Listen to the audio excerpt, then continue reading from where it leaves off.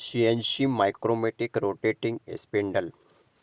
इसकी बनावट कुछ इस प्रकार रखी गई है कि यह माइक्रोन्स के आधार पर कार्य करने वाला रोटेटिंग मशीन है। दोस्तों, रोटेटिंग स्पिंडल माइक्रोमेटिक सीएनसी मशीन यह माइक्रोन्स में कार्य करता है, जैसे कि 0.005, 0.01 और 0.2 के आधार पर यह करेक्शन इसमें लिया जाता है। इसमें कूलेंट की सहायता से इसका टेम्परेचर हम मिनिमम से मैक्सिमम रख सकते हैं अपने आवश्यकता के अनुसार और अपने कंपोनेंट्स के अनुसार। इस स्पिंडल से कई प्रकार के पार्ट्स बनाए जा सकते हैं। इसमें इसका जो सेफ्टी गार्ड्स है, यहाँ पर आप देख सकते हैं, यह सेफ्टी गार्ड्स है जो अप और डाउन होता है कुछ इस प्रकार से। यह कई प्रकार के सेंसरों को लगाकर बनाया गया है, जो कि यह एक ऊपर सेंसर लगा हुआ है, यह मूवमेंट्स कर रहा है आपके सामने, हम आपको कर कर बता रहे हैं। यह डाउन और अप दो सेंसरों को मिलाकर इस सेफ्टी गार्ड को कंट्रोल किया गया है और इसका जो स्पिंडल है बिल्कुल ही स्मूथ और अच्छे तरीके से कार्य करता है और माइक्रोन्स में कार्य करता है। इसमें कुछ नलिकाएं दी हुई है जिसमें से कूलेंट्स के आधार पर टेम्परेचर हम रखते हैं। इसका जो आरपीएम है, आरपीएम बहुत ही तेज गति से और बहुत ही धीमी गति से मिनिमम और मैक्सिमम हम रख सकते हैं अपने कंपोनेंट्स के आधार पर। इसका मिनिमम आरपीएम कम से कम हम रख सकते हैं और मैक्सिमम ज़्यादा से ज़्यादा हम इसका आरपीएम बढ़ा सकते हैं, वह अपने कंपोनेंट्स के आधार पर हम कर सकते हैं।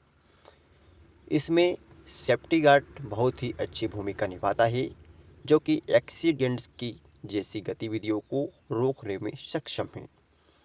यह स्पिंडल की तीव्र गति से हमें सेफ्टी गार्ड किसी भी प्रकार की क्षति से बचाने में सहायक है। इसमें कुछ प्रकार के व्हील लगाए जा सकते हैं और यहाँ पर नलिकाएं हैं कुछ इस प्रकार से और सेंसरों पर पूरी स्पिंडल टिकी हुई है। यहाँ पर जो सेफ्टी गार्ड्स है वह अप डाउन हम करके आपको दिखाई दे देते हैं। पहले कूलेंट आपको चालू कर देते हैं कुछ इस प्रकार से। यहाँ पर जो नलिकाएं हैं इससे कूलेंट्स बहुत ही प्रेशर से आता है। इस प्रेशर को भी हम मिनिमम मैक्सिमम अपने अनुसार कर सकते हैं।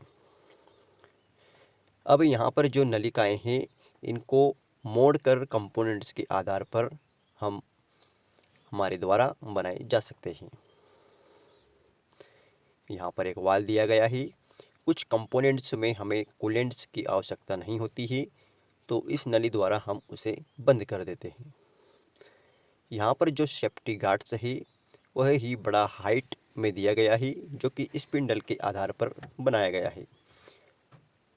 यहाँ पर स्पिंडल दो सेंसरों पर इसकी गतिविधि होती है, जो कि एक सेंसर ऊपर अप यानी ऊपर वाला और यह डाउन वाला, इस डाउन को यह सेंसर कैच करने में सहायक है।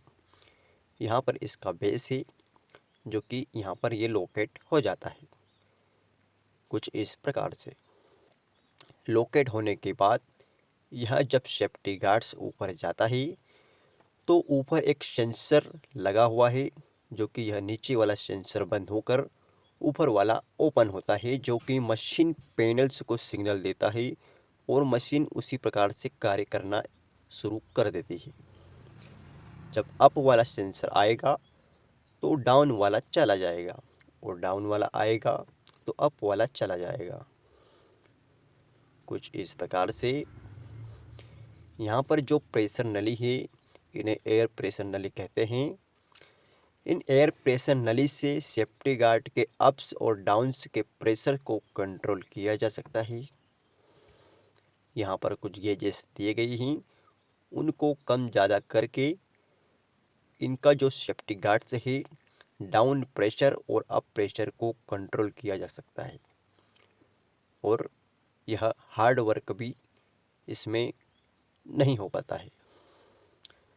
पूरा सेफ्टी गार्ड्स स्पिंडल के आधार पर बनाया गया है और इसका कंट्रोलिंग बहुत ही अच्छी तरीके से दिया गया है। कुछ यहाँ पर अगर त्रुटि भी होती है तो अपने आधार पर, सेंसर के आधार पर उसे सेट करके मशीन पैनल्स में कुछ करेक्शन करके हम इसका सुधार कार्य कर सकते हैं। इसमें पूरा आपको दिया गया है ग्राइंडिंग व्हील रोटेशन का स्केच बनाकर।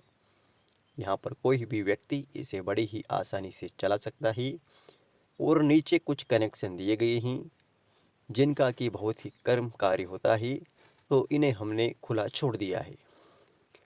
इसका एंगल सही करने के लिए भी कुछ यहाँ पर सामान दिए गए हैं जो इसके साथ में आते हैं, जिनको टूल्स कहते हैं। उन टूल्स की सहायता से आप अपना कंपोनेंट्स की क्वालिटी और कंपोनेंट्स की जो बनाने की जो गतिविधि है उसमें करेक्शन आप कर सकते हैं। इसको अगर आप कूलेंट्स चला कर देखते हैं तो आपको यहाँ पर पता चलेगा कि जहाँ पर कंपोनेंट्स की कटिंग होती है